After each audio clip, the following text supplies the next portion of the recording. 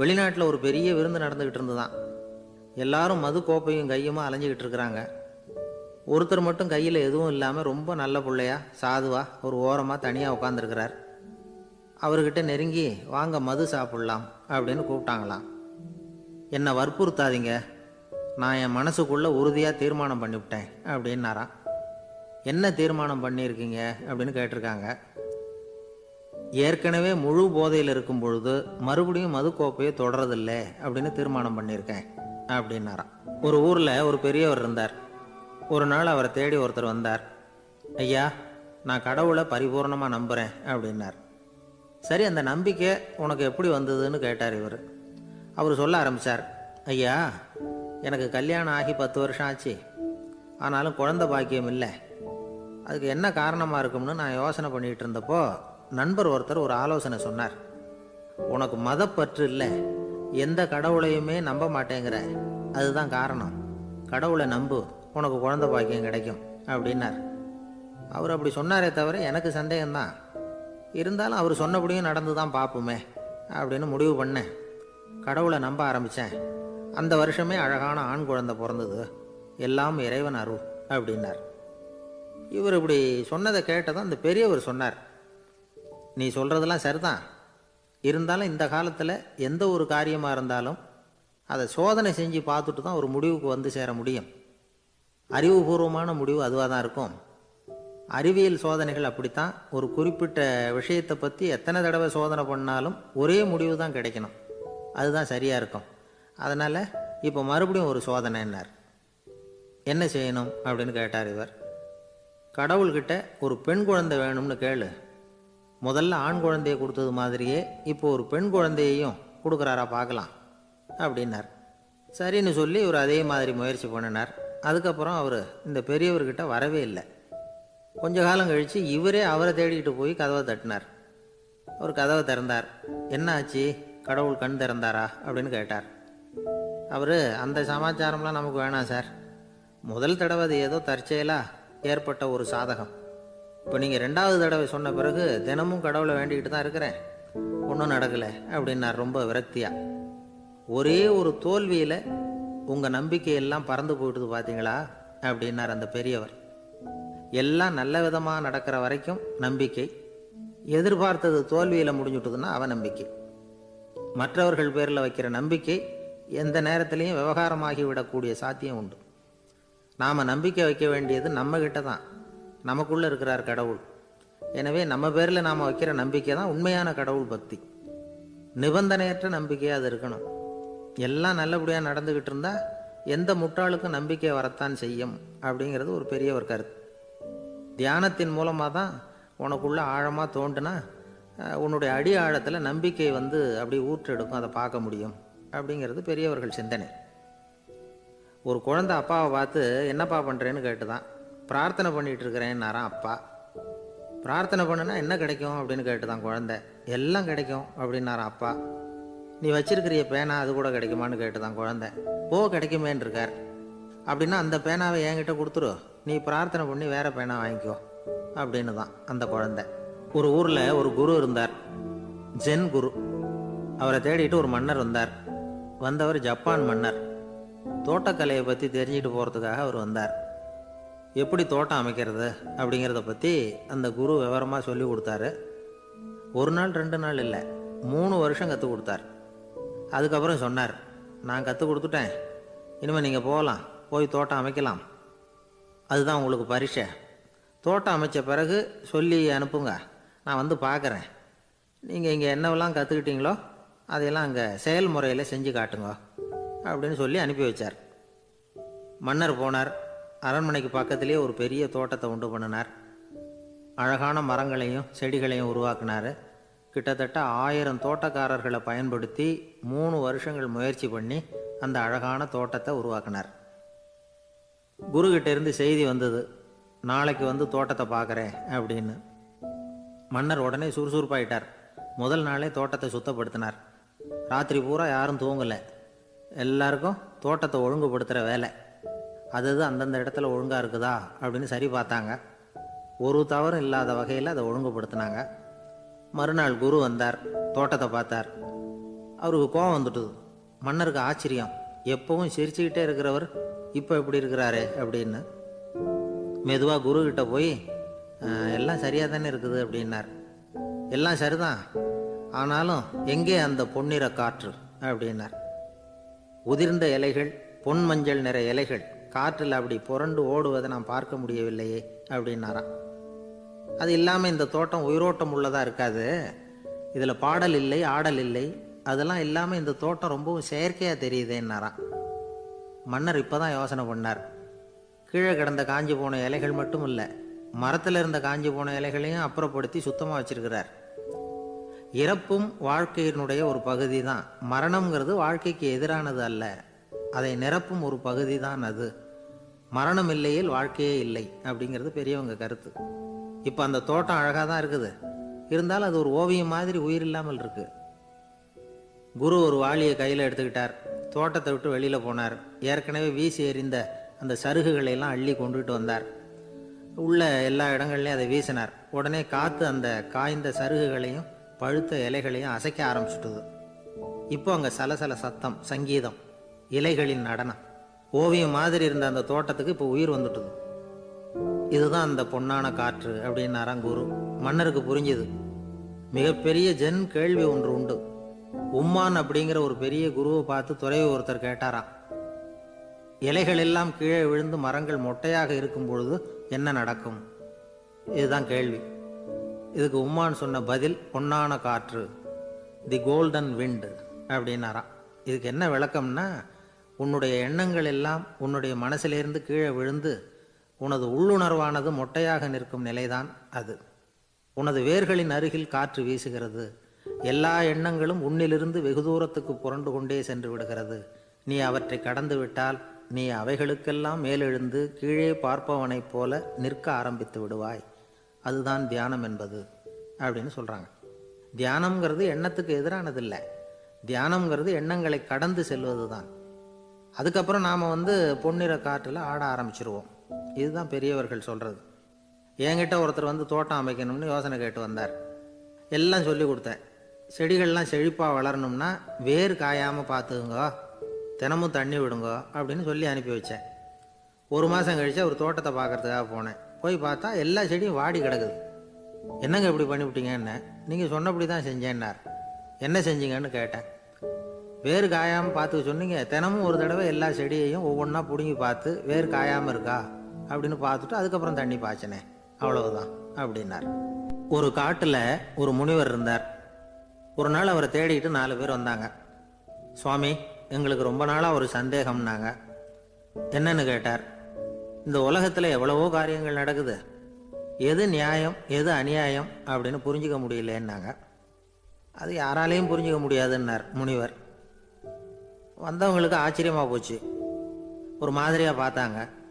இதை முனிவர் கவனிச்சார். சரி புறப்படுங்க என்னோடன்னார். எங்கன்னு கேட்டாங்க. இப்போ உங்கள் 4 பேரையும் ஒரு புஷ்பக விமானத்தில் அழைச்சிட்டு போகிறேன். இந்த உலகத்தில் சர்வசாதாரணமாக நடக்கக்கூடிய ஒரு காட்சியை உங்களுக்கு காட்ட போகிறேன். நீங்கள் பார்க்க போகிற அந்த காட்சி நியாயமா அநியாயமா அப்படிங்கிறத என்கிட்ட சொல்லணும். நீங்கள் சரியான பதில் சொன்னால் புஷ்பக விமானத்தில் தொடர்ந்து பிரயாணம் பண்ணலாம்.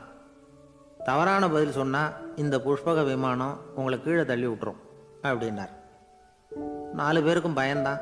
இருந்தாலும் முனிவர் கூப்பிடுறாரே அப்படின்னு சொல்லி புறப்பட்டாங்க.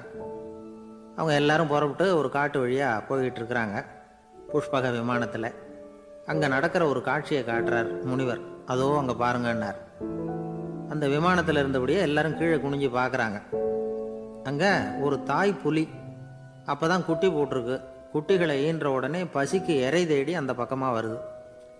அதே நேரம் ஒரு தாய் மான், அதுவும் அப்போ தான் குட்டி போட்டிருக்கு. அதுவும் இதே மாதிரி குட்டிகளை ஈன்ற உடனே பசிக்கு இறை தேடி அந்த பக்கமாக வருது. இப்போ அந்த புலி அந்த மானை அடித்து போட்டுவிடுது.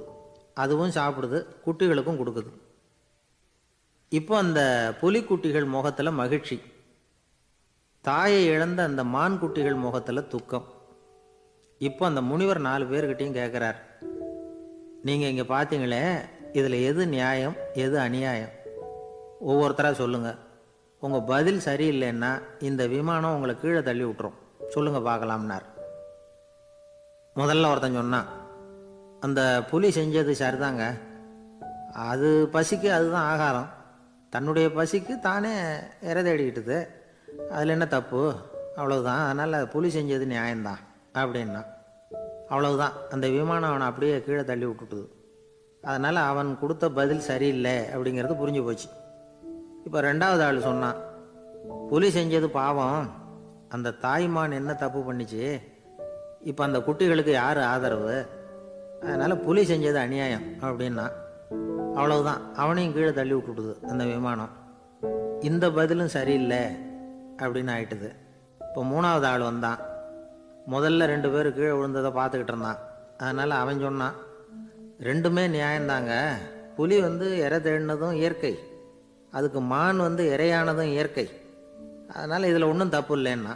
அவ்வளவுதான். அவனையும் அந்த விமானம் கீழே பிடிச்சி தள்ளி விட்டுது. இப்போ நாலாவது ஆள் வந்தான். முனிவர் கேட்டார், நீயாவது சொல்லுப்பா, இந்த செயலில் எது நியாயம்னார். அவன் தெளிவாக பதில் சொன்னான். அதாவது என்ன சொன்னான்னா, எனக்கு தெரியல அப்படின்னா. அவனை விமானம் கீழே தள்ளலை, சௌரியமாக அழைச்சிட்டு போட்டுது. இவனும் பிரயாணம் சௌக்கியமாக பண்ணானா. ஆக இதுதான் சரியான பதிலுங்கிறத முனிவர் உணர்த்தினார். இந்த கதையிலிருந்து நாம் புரிஞ்சுக்க வேண்டியது என்னென்னா, இந்த உலகத்தில் எவ்வளவோ காரியங்கள் நடக்குது. அதெல்லாம் ஏன் அப்படி நடக்குதுங்கிறதுக்கு எப்பேற்பட்ட பண்டிதராலும் பதில் சொல்ல முடியாது. தெரியாததை தெரியாதுன்னு ஒத்துக்கிட்டா வாழ்க்கை பிரயாணம் சுகமாக இருக்கும். அதனால் தேவையில்லாத விஷயங்களை புரிஞ்சுக்கிறதுக்கு நேரத்தை செலவு பண்ணிகிட்டு இருக்கக்கூடாது. வாழ்க்கையை குழப்பிக்கக்கூடாது. வாழ்க்கைக்கு தேவையானது என்னவோ அதை மட்டும் புரிஞ்சுக்கிட்டா போதும். இந்த காலத்து ஆள் ஒருத்தன் ஒரு பெரியவரை தேடி வந்தான். ஐயா, ஒரு சந்தேகம்னா. என்ன உன்னுடைய சந்தேகம்னார். பகுத்தறிவுன்னா என்ன, விதின்னா என்ன அப்படின்னு கேட்டான். இதுக்கு அவர், இப்போ உன்னுடைய வலது காலை தூக்குன்னார். தூக்கினான்.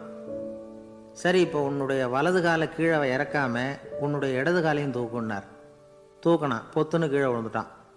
பெரியவர் சொன்னார், உன்னால் ஒரு காலை தூக்க முடிஞ்சுது, அதுதான் பகுத்தறிவு. 2 கால்களையும் ஒரே சமயத்தில் தூக்குனா அடிபடும், அப்படிங்கிறது தான் விதி அப்படின்னு விளக்கம் கொடுத்தார். இவன் தன்னுடைய விதியை நொந்துக்கிட்டே இடுப்பை பிடிச்சிக்கிட்டு அங்கேருந்து நடந்து போயிட்டானான். ஒரு ஆள் வேகமாக நடந்து போய்கிட்டு இருந்தான்.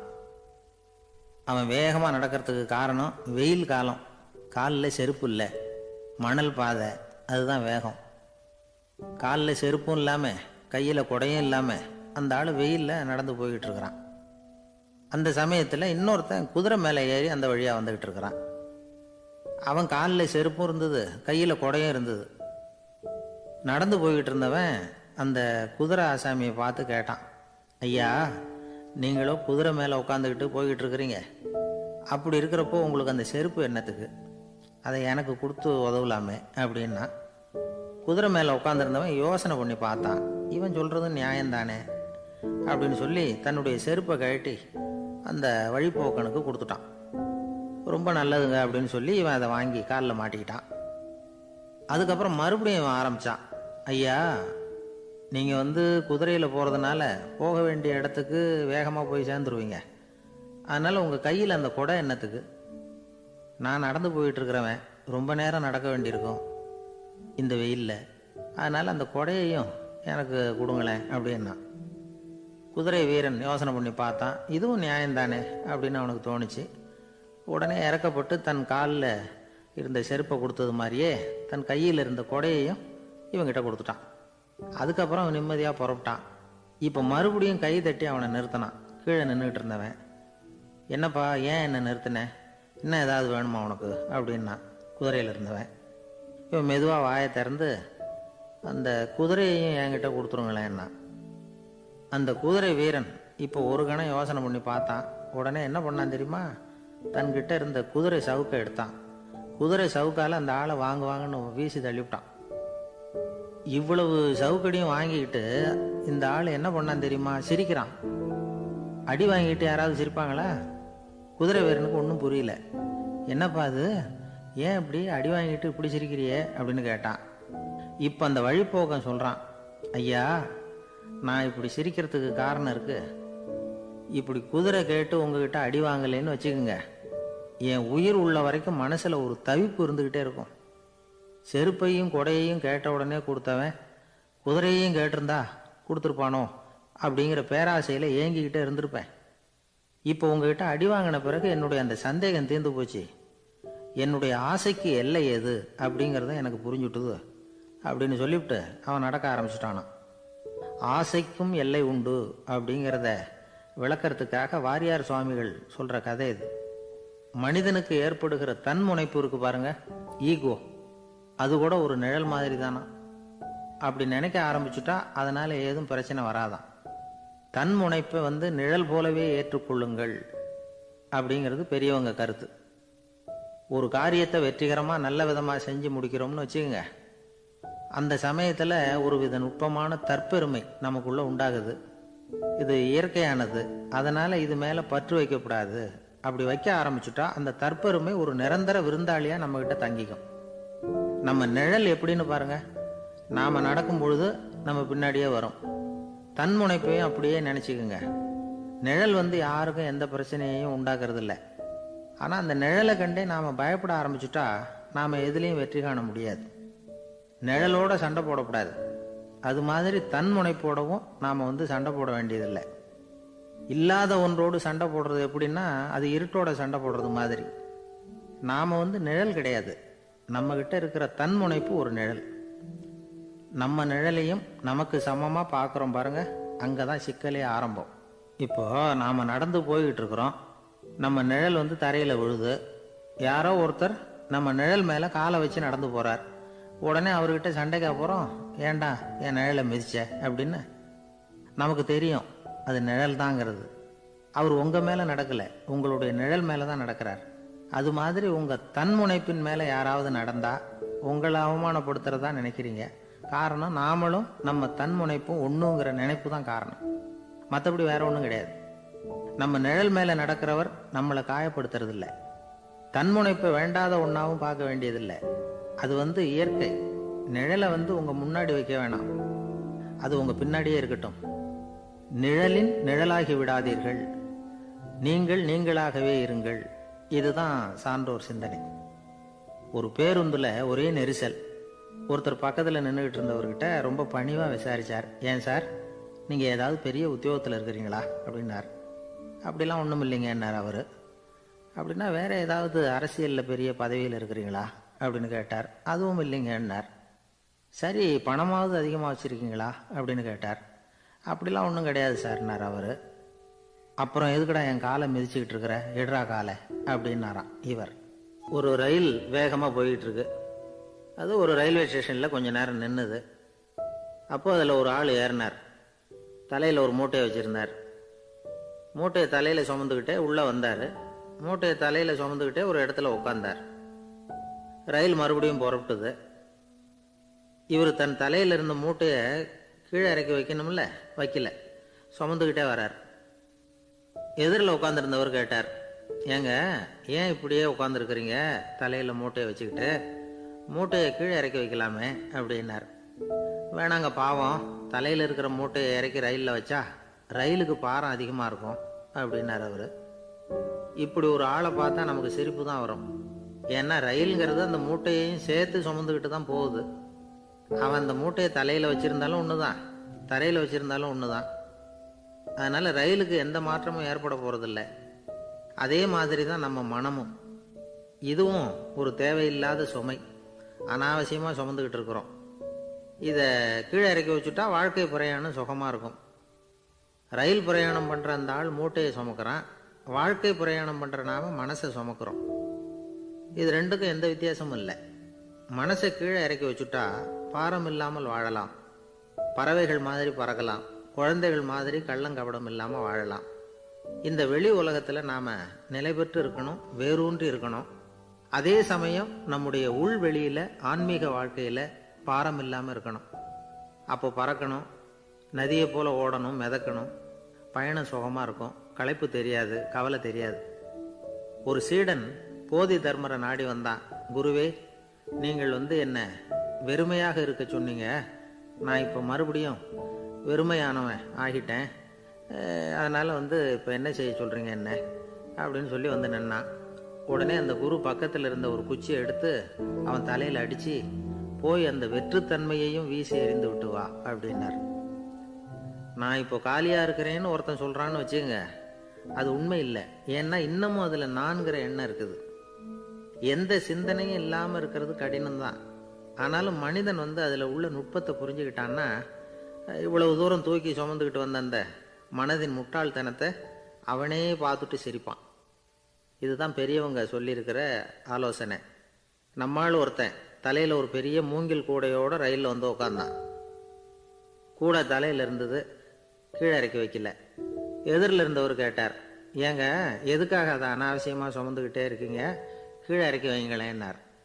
இல்லைங்க, நான் வீட்டை விட்டு புறப்படும் பொழுதே என் பையன் சொல்லிவிட்டான் கூடையை தலையை விட்டு இறக்கக்கூடாதுன்னு அப்படின்னார்.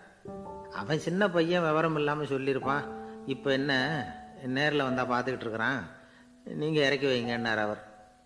அவன் நேரில் பார்த்துக்கிட்டு இல்லை, இருந்தாலும் நான் இந்த கூடையை கீழே இறக்கி வச்சா அது அவனுக்கு தெரிஞ்சிடும் அப்படின்னாரு இவர். அது எப்படின்னார் அவர். அவன் தனக்கு டிக்கெட் வாங்க வேணாம்னு சொல்லி இப்போ இந்த கூடைக்குள்ளே தான் உட்காந்துருக்கிறான் அப்படின்னார் இவர். ஒரு ஊரில் ஒரு மன்னர் இருந்தார். அழகான அரண்மனையில் அவர் இருந்தார்.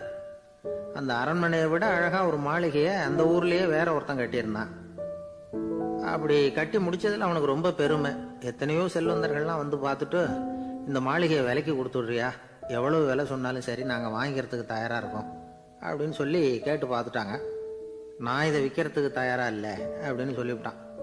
அவ்வளவு சிறப்பாக கலை அம்சத்தோடு அதை கட்டி முடிச்சிருக்கிறான். அதுவே ஒரு பெரிய அரண்மனை மாதிரி இருந்ததுன்னா பார்த்துங்களேன். சுற்றிலும் அழகான பூந்தோட்டம். ஒரு நாள் அவன் எங்கேயோ வெளியூர் போயிட்டு திரும்பி வந்துகிட்டு இருக்கிறான். அப்போது அந்த மாளிகை தீப்பெட்டி எரிஞ்சிக்கிட்டு இருக்கு. பதறி போட்டான். விலைக்கு கேட்டவங்க யாராவது இதை செஞ்சுருக்கணும், இல்லைன்னா மன்னரே செய்த சதியே என்னவோ, இப்படிலாம் அவனுக்கு சந்தேகம். ஒரு மூலையில் உட்காந்து அழ ஆரம்பிச்சிட்டான். அந்த சமயத்தில் அவனுடைய மகன் அங்கே ஓடி வந்தான். அப்பா அழாதீங்க, இதை நான் நேற்று ராத்திரியே நம்ம ஊர் மன்னருக்கு விற்றுட்டேன். இதை கட்டி முடிக்க நமக்கு எவ்வளவு செலவாச்சோ அதை போல் 3 மடங்கு விலைக்கு விற்றுட்டேன், கவலைப்படாதீங்க. இதை விட அழகான மாளிகையை நாம் புதுசாக கட்டிக்கலாம்னா. இதை கேட்டதும் அழுதுகிட்டு இருந்தவன் அழுகையை நிறுத்தினான், சிரிக்க ஆரம்பிச்சிட்டான். இதே இடத்த நான் மன்னர்கிட்ட இருந்து விலைக்கு வாங்குவேன், இதை விட அழகான மாளிகையை கட்டுவேன் அப்படின்னு சுற்றி நின்று எல்லார்கிட்டையும் சொல்லிக்கிட்டு இருந்தான். இந்த சமயத்தில் அவனோட இளைய மகன் ஓடி வந்தான்.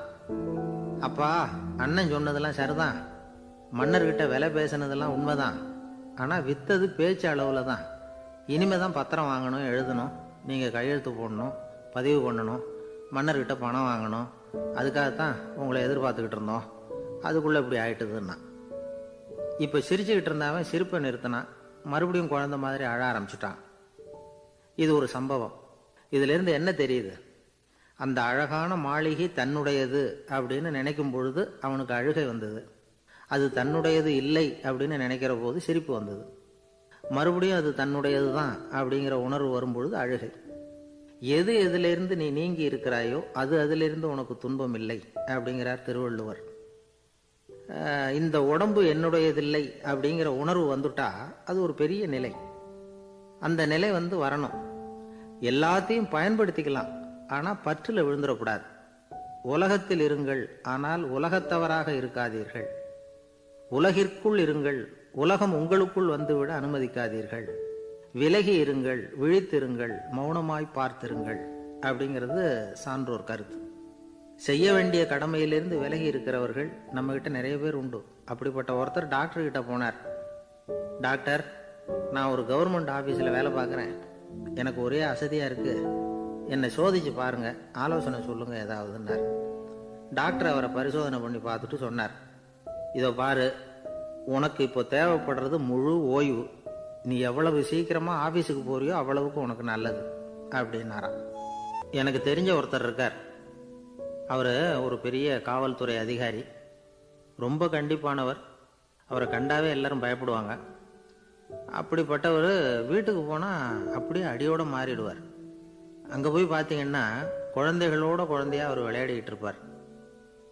அலுவலக சமயத்தில் பார்த்தீங்கன்னா குதிரை முதுகில் அவர் உட்காந்துருப்பார். வீட்டில் பார்த்தீங்கன்னா அவர் முதுகில் குழந்தை உட்காந்துருக்கும். அவர் குதிரை மாதிரி போயிட்டு இருப்பார். இது எப்படிங்க முடியுது உங்களால் அப்படின்னு கேட்டாங்க. அது ஒன்றும் இல்லை, இங்கே வீட்டுக்கு வந்த உடனே என்னோட மனசை தனியாக எடுத்து வச்சுருவேன் அப்படின்னார். அது என்னங்க உங்கள் சட்டப்பயிலியாக இருக்குது மனசு, அது தனியாக எடுத்து வைக்கிறதுக்கு அப்படின்னு கேட்டாங்க. அப்படி இல்லைங்க, இது ஒரு பயிற்சி, மனப்பயிற்சி, அவ்வளவுதான் அப்படின்னார். இப்படி சமயம் பார்த்து மனசை தனியாக வச்சுவிட தெரிஞ்சவங்க வாழ்க்கையில் எப்பவும் உற்சாகமாக இருப்பாங்க அப்படிங்கிறது பெரியவங்க கருத்து. ஒரு டாக்டர் ஆஸ்பத்திரியில் இருக்கிற வரைக்கும் டாக்டராக இருக்கலாம், அவர் மனைவிகிட்டையும் அவர் டாக்டராக இருக்க வேண்டிய அவசியம் இல்லை. ஒரு வக்கீல் கோர்ட்டில் இருக்கிற வரைக்கும் வக்கீலாக இருக்கலாம், வீட்டுக்கு வந்ததுக்கு அப்புறமும் வக்கீலாக இருக்க வேண்டிய அவசியம் கிடையாது. வீட்டில் குழந்தைகள்கிட்ட விளையாடும் பொழுதும் அதுகள்கிட்ட ஃபீஸு கேட்டுக்கிட்டு இருக்கக்கூடாது. நாம் எப்படி இருக்கணும்னு பெரியவங்க சொல்கிறாங்கன்னா, மனசோட சேரக்கூடாதான், அப்படி சேராமல் வாழ்க்கையை கவனிக்கணுமா. மனசை அப்படியே தனியாக எடுத்து பக்கத்தில் வச்சுடணும். அப்படின்னா அதை அப்படியே தூக்கி எறிஞ்சுடு அப்படின்னு அர்த்தம் இல்லை. ஏன்னா மனசுங்கிறது நமக்கு உபயோகப்படக்கூடிய ஒன்று தான். எப்போ எப்போ அது தேவையோ அப்பப்போ எடுத்து உபயோகப்படுத்திக்கணும். தேவைப்படுறப்போ எடுத்து கண்ணாடியை மாட்டிக்கிறோம்ல, படிக்கும் பொழுது கண்ணாடி தேவைப்படுது எடுத்து மாட்டிக்கிறோம் இல்லையா, அது மாதிரி கணக்கு போடுறதுக்கு மனசு தேவை. கடைக்கு போய் ஒரு பொருள் வாங்குகிறோம், காசு கொடுக்குறோம், மீதி சில்லறை சரியாக இருக்கா அப்படின்னு எண்ணி பார்த்து வாங்க வேண்டியிருக்கு. அந்த சமயத்தில் மனசை எடுத்து தனியாக வச்சுட்டேன் அப்படின்னு சொல்லிகிட்டு இருக்கக்கூடாது. பரீட்சைக்கு படிக்க வேண்டியிருக்குது, படித்ததையெல்லாம் அப்படியே நினைவில் வச்சுக்க வேண்டியிருக்கு, அந்த சமயத்தில் மனசை தூக்கி எறிஞ்சுட்டேன் சார் அப்படின்னு சொல்லிகிட்டு இருக்கக்கூடாது. அப்படி சொன்னால் பரீட்சை நம்மளை தூக்கி எறிஞ்சிடும். அதனால் தேவைப்படுறப்போ மனசை உபயோகப்படுத்தணும், தேவையில்லாதப்போ அதை தனியாக ஓய்வு எடுத்துக்க விட்டுடணும். இப்படி நாம் பழக்கப்படுத்திக்கிட்டா வாழ்க்கைங்கிறது நமக்கு புதுசாக தெரியுமா. மனசுக்கும் ஒரு சக்தி கிடைக்கும். எந்திரங்களுக்கு ஓய்வு கொடுக்குற மாதிரி மனசுக்கும் ஓய்வு கொடுக்கணும், இல்லைன்னா அது களைச்சி போயிடும். குழந்தைகள் மனசை சுமந்துக்கிட்டு இருக்கிறது இல்லை. இது முதியவர்கள் குழந்தைகள்கிட்ட இருந்து கற்றுக்க வேண்டிய ஒரு பாடம். ஆனாலும் இந்த கால குழந்தைகள்கிட்ட ரொம்ப எச்சரிக்கையாக இருக்க வேண்டியிருக்கு. ஒரு தாத்தாவும் பேரனும் விளையாடிக்கிட்டு இருக்கிறாங்க. தாத்தா எனக்கு சைக்கிள் ஓட்ட கற்றுக் கொடு அப்படிங்கிறான் பேரன். சைக்கிள் உயரம் கூட இல்லை, அதுக்குள்ளே சைக்கிள் ஓட்டணுமா அப்படின்னார் தாத்தா. ஏன் தாத்தா, ரயில் ஓட்டுறாரே, அவர் என்ன ரயில் நீளமாக இருக்கார் அப்படின்னு கேட்டான். ஒரு வயசான பாட்டியின் தாத்தாவும் ஒரு பூங்காவில் உட்காந்து பேசிக்கிட்டு இருக்கிறாங்க. அவங்களுக்கு கல்யாணம் ஆகி 53 வருஷம் ஆச்சு. பிள்ளைங்கள்லாம் படித்து பெரிய பெரிய வேலையில் இருக்கிறாங்க. பேரன் பேத்திகளும் நல்ல நிலைமையில் இருக்கிறாங்க. இந்த தாத்தாவும் பாட்டியும் சிரித்து பேசிக்கிட்டு இருந்ததை ஒரு பெரியவர் பார்த்தார். அவருக்கு ஆச்சரியமாக இருந்தது. இந்த வயசுலேயும் இவ்வளவு அந்யோன்யமாக இவங்க பேசிக்கிட்டு இருக்கிறாங்களே அப்படின்னு நினச்சார். சரி நேரிலேயே கேட்டுருவோமே அப்படின்னு நினச்சிக்கிட்டு கிட்ட போனார். உங்கள் மன வாழ்க்கையின் வெற்றிக்கான ரகசியம் என்ன அப்படின்னு கேட்டார். இதை கேட்டதும் அந்த தாத்தா சிரிச்சுக்கிட்டே பாட்டியை பார்த்தாராம். அதுக்கப்புறம் சொன்னாராம், நான் இந்த அம்மாவை கல்யாணம் பண்ணிக்கிட்டதுக்கும் எங்களுடைய இல்வாழ்க்கை இவ்வளவு நாளாக பலம் குறையாமல் மகிழ்ச்சியாக இருக்கிறதுக்கும் காரணம் ஒன்று தான். அது என்ன காரணம்னா, எங்களுக்கு இடையில பொதுவாக நிறைய குறைகள் உண்டு, அதுதான் காரணம் அப்படின்னாராம். அவர் சொல்கிறது சரிதான் அப்படிங்கிறது மாதிரியே அந்த பாட்டியும் அவரை நிமிர்ந்து பார்த்தாங்களாம். இந்த பெரியவர் மறுபடியும் அந்த பாட்டியை பார்த்து அதே கேள்வியை கேட்டிருக்கார். உங்களுடைய நீண்டகால மன வாழ்க்கைக்கு கிடைச்ச வெற்றி எதனாலேன்னு சொல்ல முடியுமா அப்படின்னு கேட்டாராம். அவங்களும் சிரிச்சுக்கிட்டே பதில் சொன்னாங்களாம். என்ன பதில் தெரியுமா? சில பேரை நாம் குறிப்பிட்ட பண்புகளுக்காக நேசிக்கிறோம், வேற சிலரை நாம் அந்த பண்புகள் இல்லாத குறைகளுக்காகவே விரும்பி பழகிறோம் இல்லையா அப்படின்னு கேட்டுவிட்டு தலையை குனிஞ்சுக்கிட்டாங்களாம் அந்த பாட்டியம்மா. அவங்க அப்படி சொன்னதை கேட்டதும் இவருக்கு புதுசாக ஞானம் பிறந்தது மாதிரி இருந்ததுதான். இதுதான் மனம் நிறைந்த மன வாழ்க்கை அப்படிங்கிறார் சுவாமி சின்மயானந்தர். பண்புகளை எப்படி நேசிக்க முடியுதோ அதே மாதிரி பண்புகள் இல்லாத குறைகளையும் நேசிக்க முடியும். மனசு தான் காரணம். ஒரு மேல்நாட்டு தம்பதி, அவங்களும் தாத்தா பாட்டி தான். அவங்க 2 பேரும் ஒரு பூங்காவில் உட்காந்து சிரித்து பேசிக்கிட்டு இருக்கிறாங்க. அதை ஒருத்தர் பார்த்தார். அவருக்கு ஆச்சரியம், இவ்வளவு காலம் ஆகி இந்த வயசுலேயும் இப்படி அன்பாக பேசிக்கிட்டு இருக்கிறாங்களே அப்படிங்கிற ஆச்சரியம். கிட்ட நெருங்கி போனார். கேட்டார், ஏன் தாத்தா உங்களுக்கு கல்யாணம் ஆகி எவ்வளோ வருஷம் ஆச்சுன்னார். 55 வருஷம் ஆச்சுன்னாராம் அவர். இன்னமும் இவ்வளவு சந்தோஷமாக இருக்கிறீங்களே, அதுக்கு என்ன காரணம்னு கேட்டிருக்கார். அதுக்கு என்ன காரணம்னா, இது வரைக்கும் எங்களுக்குள்ள சண்டையே வந்ததில்லை அப்படின்னாராம். அது எப்படி முடியும்னு கேட்டிருக்கார் இவர் ஆச்சரியமா. அந்த தாத்தா சொல்ல ஆரம்பிச்சாராம், இதை பாருப்பா, எங்களுக்கு கல்யாணம் ஆன புதுசில் நானும் என்னுடைய மனைவியும் ஒரு குதிரை மேலே ஏறி ஒரு காட்டு வழியாக போய்கிட்டு இருந்தோம். கொஞ்சம் தூரம் போனதும் அந்த குதிரை எடக்கு பண்ணிச்சு. நான் உடனே கீழே இறங்கி அந்த குதிரையை பார்த்து, இது உனக்கு முதல் தடவை அப்படின்னு மிரட்டலாக சொல்லிவிட்டு ஏறி உட்காந்தேன். மறுபடியும் போனோம். கொஞ்சம் தூரம் குதிரை நல்லபடியாக நடந்து போச்சு. மறுபடியும் எடக்கு பண்ண ஆரம்பிச்சுட்டுது. நான் கீழே இறங்கினேன். கையில் இருந்த சாட்டையால் ஓங்கி ஒரு அடி கொடுத்தேன். இது உனக்கு 2வது தடவை அப்படின்னு சொல்லிவிட்டு ஏறி உக்காந்தேன். மறுபடியும் குதிரை கொஞ்சம் தூரம் நல்ல விதமாக நடந்து போச்சு. அப்புறமும் எடக்கு பண்ண ஆரம்பிச்சுட்டுது. அந்த சமயத்தில் ஒரு ஆற்று பாலத்தை கடந்து போய்கிட்டு இருக்கிறோம். நான் கீழே இறங்கினேன். என்னுடைய மனைவியையும் கீழே இறங்க சொன்னேன். அந்த குதிரையை பிடிச்சி அப்படியே ஆற்றுல தள்ளி விட்டுட்டேன். தள்ளி விட்டுட்டு இது உனக்கு கடைசி தடவை அப்படின்னு சொன்னேன். அதை பார்த்ததும் என் மனைவி பதறி போயிட்டாங்க. போய் ஐயோ பாவம், என்ன இப்படி பண்ணிவிட்டீங்க, உங்களுக்கு மனசில் கொஞ்சம் கூட இறக்கமே இல்லையா அப்படின்னாங்க. நான் மெதுவாக இவங்க பக்கம் திரும்பி இது உனக்கு முதல் தடவை அப்படின்னேன். அவ்வளவுதான். அன்னையிலேருந்து இன்னைய வரைக்கும் ஒரு நாள் கூட எங்களுக்குள்ள சண்டையே வந்ததில்லை அப்படின்னு விளக்கம் கொடுத்தார் அந்த தாத்தா. ஒரு காலத்தில் பிரஷ்யா அப்படின்னு ஒரு தேசம் இருந்தது. இப்போ ஜெர்மனி இருக்குல்ல, இதோட பெரும்பகுதி ஒரு காலத்தில் பிரஷ்யாங்கிற பேரில் இருந்தது. அப்போ அதுக்கு அரசராக இருந்தவர் மகா ஃப்ரெடரிக், அதாவது ஃப்ரெடரிக் தி கிரேட் அப்படின்னு சொல்லுவாங்க. அந்த ராஜாவுக்கு ஒரு சந்தேகம். நாம் பல வகையான வரிகளை விதித்து வசூல் பண்ணுறோம், அப்படி பண்ணி வருமானம் குறைஞ்சிக்கிட்டே போகுதே, இதுக்கு என்ன காரணமாக இருக்கும்? இதுதான் அவருக்கு ஏற்பட்ட சந்தேகம். ஒரு சமயம் அந்த அரசர் தம்முடைய அமைச்சர்களையும் பிரபுக்களையும் தளபதிகளையும் கூப்பிட்டு ஒரு விருந்து வச்சார். விருந்து முடிஞ்சதும் அவங்கள பார்த்து இந்த சந்தேகத்தை கேட்டார். வரிகள் அதிகமாக விதித்து வருமானம் குறையறதுக்கு என்ன காரணம் அப்படின்னு கேட்டார். பல பேருக்கு இதுக்கு சரியாக பதில் சொல்ல தெரியல. அனுபவசாலியான ஒரு தளபதி எழுந்திரிச்சார். அரசே, அது எப்படிங்கிறத இப்போ உங்களுக்கு காட்டுறேன்னார். உடனே ஒரு பெரிய பனிக்கட்டி ஒன்றை தன்னுடைய கையில் எடுத்தார். அதை அப்படியும் எப்படியும் திருப்பி பார்த்தார். அப்புறம் அடுத்தவர்கிட்ட கொடுத்தார். அவர் அதை அப்படியும் இப்படியும் திருப்பி பார்த்துட்டு அடுத்தபடியாக இருந்தவர்கிட்ட கொடுத்தார். இப்படியே இதை ஒவ்வொருத்தராக பார்த்துட்டு ஒவ்வொரு கையாக மாறி கடைசியில் மன்னர் கைக்கு போய் சேர்ந்தது. மன்னர் கைக்கு அந்த பனிக்கட்டி போய் சேர்ந்தப்போ அது கொஞ்சம் கொஞ்சமாக உருகி ஒரு பட்டாணி கடலை சைஸுக்கு ஆகிட்டுது.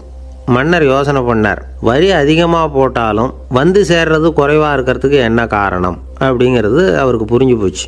காலம்தான் மாறிட்டு இருக்கே தவிர இந்த கையூட்டு வாங்குகிற பழக்கம் மாறினதாக தெரியல. இன்னொரு ராஜா இருந்தார். அவர் தன்னுடைய ராஜாங்கத்தில் லஞ்ச ஊழலே சுத்தமாக இருக்கக்கூடாது அப்படின்னு நினச்சார். அவர்கிட்ட பல்வேறு துறைகளுக்கும் பொறுப்பாக இருந்த பல பேரும் ரொம்ப சுத்தமாகவும் நேர்மையாகவும் இருந்தாங்க. ஒரே ஒருத்தர் மட்டும் எல்லார்கிட்டையும் லஞ்சம் வாங்கிட்டே இருந்தார். அவரை வேறு வேறு துறைகளுக்கு மாற்றி பார்த்தாரு. அந்த ராஜா என்னென்னமோ பண்ணி பார்க்குறாரு. எந்த வேலையை கொடுத்தாலும் அதுலேயும் லஞ்சம் வாங்கிறதுக்கு ஒரு வழியை உண்டு பண்ணிக்குவார் அந்த ஆள். ராஜாவுக்கு இது ஒரு பெரிய தலைவலியாக போட்டுது. இவர் என்ன பண்ணுறது, இவருக்கு என்ன வேலையை கொடுக்கறது, கொஞ்சம் கூட லஞ்சம் வாங்கிறதுக்கு சான்ஸே இல்லாத ஒரு வேலையை கொடுக்கணும் அப்படின்னு திட்டம் போட்டார். ஒரு நாள் அவருக்கு அந்த உத்தரவும் போட்டுட்டார். அதாவது அவருக்கு என்ன வேலைன்னா, கடற்கரையில் தான் அவருக்கு ஆஃபீஸ். அங்கேயே இருந்துக்க வேண்டியது. தினமும் எத்தனை கடல் அலை கரையில் வந்து மோதுது அப்படிங்கிறத கணக்கெடுத்து ராஜாவுக்கு தெரிவிக்க வேண்டியது. இதுதான் அவருக்கு வேலை. பேசாமல் அலையை எண்ணிட்டு உட்காந்துருக்கிட்டோம், அப்போவாவது அவர் லஞ்சம் வாங்குகிற சந்தர்ப்பம் இல்லாமல் போயிடும் அவருக்கு அப்படின்னு நினச்சார் ராஜா. இந்த ஆள் கடற்கரைக்கு போய் டியூட்டியில் ஜாயின் பண்ணிட்டார். ஒரே மாதத்தில் அங்கே சொந்தமாக ஒரு பிரம்மாண்டமான மாளிகை கட்டிவிட்டார். ராஜாவுக்கு இது பெரிய ஆச்சரியமாக போச்சு. அலையை என்ற வேலையில் அந்த ஆள் எப்படி பணம் சம்பாதிச்சார் அப்படின்னு விசாரித்து பார்த்தார் அக்கம் பக்கத்தில். அந்த ஆள் என்ன பண்ணியிருக்கிறாருன்னா, கடற்கரையில் போய் பொறுப்பை ஏற்றுக்கிட்ட உடனே அங்கே இருந்த மீனவர்கள்கிட்ட எல்லாம் இந்த கரையில் வந்து ஒரு நாளில் வந்து மோதுகிற அலைகள் எத்தனை அப்படின்னு கேட்டிருக்காரு. அது எப்படிங்க தெரியும்னு இருக்காங்க அவங்க. தினமும் அந்த எண்ணிக்கை தெரியணும். நம்ம ராஜாவுக்கு தினமும் அறிக்கை அனுப்பணும், டெய்லி ரிப்போர்ட்டு. தவறுனா நீங்கள் இந்த கடலில் போய் மீன் பிடிக்கிறதுக்கு ராஜாவோட அனுமதி கிடைக்காது அப்படின்ட்டுருக்காரு. உடனே மீனவர்களும் பயந்து போட்டாங்க. கடலுக்கு போகிறதுக்கு அனுமதி இல்லைன்னா பட்டினி கிடக்கிறது மாதிரி ஆகிடுமே. மெதுவாக அந்த ஆளுகிட்ட போனாங்க. காதோட காதாக சொன்னாங்க, ஐயா, எங்களால் வந்து கடல் அலையை வந்து எண்ண முடியாது. தினமும் எங்களால் முடிஞ்சதை உங்களுக்கு பணமாக கொடுத்துட்றோம். நீங்கள் தான் ராஜா கிட்ட சிபாரிசு பண்ணி நாங்கள் தொடர்ந்து மீன் பிடிக்கிறதுக்கு அனுமதி வாங்கி கொடுக்கணும் அப்படின்னு வேண்டிக்கிட்டாங்க.